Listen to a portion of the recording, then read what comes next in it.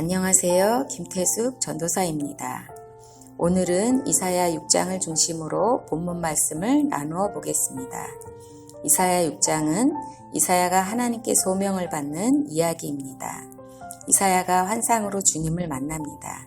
이사야가 환상을 보게 된 때는 우시야 왕이 죽던 해라고 나옵니다. 그 당시 우시야 왕은 정치적으로 능력 있는 왕으로서 우시야 왕이 죽은 후에 유다 나라는 앞으로 어떻게 될 것인지 나라의 미래를 걱정하는 혼란스러운 때에 이사야에게 하나님의 말씀이 임했습니다. 이때 환상으로 나타나신 주님, 높이 들린 보좌에 앉으신 분의 옷자락은 성전에 가득했다고 합니다. 보좌는 왕을 상징하는 자리입니다. 고대 근동에서는 사람의 신분을 옷 색깔, 옷 길이로 나타내기도 했다고 하는데 옷의 길이가 길수록 높은 신분을 뜻했다고 합니다. 그 길이가 얼마나 긴지 성전에 가득했다고 합니다. 세상에서 최고로 존귀하신 왕이 오셨음을 말하는 것입니다. 또 스랍들은 6날개로 2날개는 얼굴을 가리고 2날개는 발을 가리고 2날개로 날며 하나님을 찬양했습니다. 스랍이라는 말은 불태우는 자라는 뜻으로 천사의 계급 중에 하나로서 4개의 날개로 얼굴과 발을 가리웠다는 것은 하나님 앞에서의 겸손을 나타내는 것입니다. 거룩하다, 거룩하다, 거룩하다.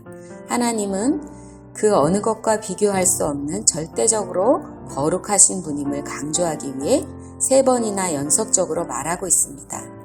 또한 만군의 여호와를 찬양합니다. 여호와가 이스라엘뿐 아니라 온 열방의 주님이심을 강조하는 것입니다. 하나님의 영광으로 이 땅에 가득한 것은 주님이 이스라엘에게 기대하셨던 이상적인 모습입니다. 그러나 이사야 1장에서 5장까지 나타난 이스라엘의 모습은 하나님이 가장 싫어하시는 것으로 가득 찼습니다. 천사들이 외치니 성전 문지방이 터가 요동하고 연기가 가득했습니다. 이사야는 두렵고 떨리는 모습으로 거룩하신 하나님 앞에서 나는 죽은 목숨이라며 절망적인 탄식을 합니다. 이사야는 자신의 입술의 부정함을 고백합니다. 하나님을 만나면 가장 심각하게 의식하게 되는 것은 바로 우리의 죄라고 합니다. 현대 그리스도인의 문제는 죄의 심각성을 의식하지 못하는 데 있습니다. 머리로 인정하는 것과 그 죄를 가슴에 끌어안고 기도하며 고민하고 있는가? 너무 많이 알아서 실천이 그만큼 힘들고 먼 것은 아닐까 생각해 봅니다. 선지자가 죄로 인하여 죽게 되었다며 좌절하자 스랍들이 불로 선지자의 입술을 지집니다. 이 불은 제잔에서 가져온 것입니다. 그 입술이 하나님의 말씀을 전하는 입술이 될 수 있도록 부족함이 없게 죄를 사해 주시는 의미로 입술을 정결케 해주십니다. 입은 죄짓기에 가장 쉬운 기관입니다. 말 실수만 줄여도 죄의 상당 부분은 해결될 것입니다. 이사야의 죄가 용서받았다고 선언해 주시고 죄사함을 경험합니다.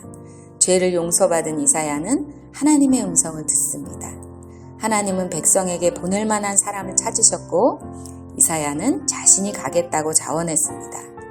마치 옆에서 하나님이 하시는 말씀을 듣고 그가 스스로 자원하듯 내가 여기 있나이다 나를 보내소서 하는 적극적인 말을 하고 있습니다. 그런 그에게 선포되는 말씀은 참으로 기가 막힙니다. 1장에서 5장까지를 보면 사람들에게 하나님께서는 지금까지 많은 회개의 기회를 주셨는데 사람들이 돌아오지 않게 되자 하나님은 사람들이 듣고도 이해하지 못하도록 하시겠다는 것입니다. 들어도 깨닫지 못하고 이해하지 못하고 돌아오지 못하게 하는 말씀을 전하라는 것입니다. 이사야의 말씀은 그들에게 부정적으로 들렸으며 하나님이 보시기에 그는 하나님이 하라는 대로 하는 충성하는 사람이었으나 사람들을 그들의 편으로 모이게 하는 데는 실패한 사람이었습니다. 우리가 알고 있는 이사야는 성경에서 대학자요, 신약에서 가장 많이 인용한 방대한 분량의 성경을 쓴 선지자입니다. 그러나 당시에는 듣기 싫은 소리, 환영받지 못하는 말을 계속 해야 했던 사람입니다. 내게 받은 소명이 무엇인지 인식해도 그것을 이루어가는 순종의 길은 결코 만만치 않습니다. 우리는 성공을 부러워하고 경쟁하는 시대에 살고 있습니다. 이사야는 자신의 소명에 충실하였으나 사람들이 싫어하는 그 당시에 성공하지 못한 자로 보였을 것입니다. 우리에게는 저마다의 소명이 반드시 있습니다. 그것을 이루는 과정이 세상에서의 성공과 많이 다를 수 있습니다. 우리 앞에 세상의 성공과 다르게 살아간 그런 증인들이 있습니다. 이사야뿐 아니라 사도 바울도 그러했고 예수님도 그러셨습니다.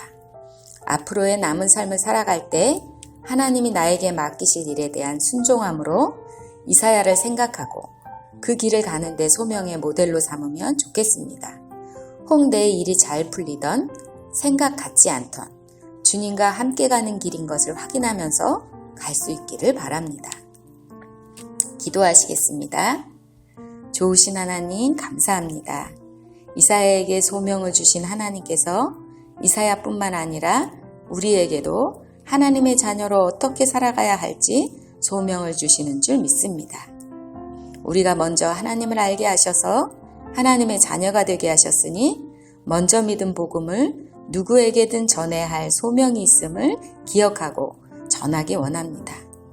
누가 우리를 위하여 갈고 내가 누구를 보낼까 하시는 주님의 마음을 느끼면서 우리가 있는 자리에서 복음을 듣든지 아니 듣든지 때를 얻든지 못 얻든지 전하는 우리가 되기를 기도합니다. 또한 주님께서 어떤 일을 원하시는지 주님께 귀를 기울이고 정결하게 준비되는 삶을 살게 도와주시옵소서.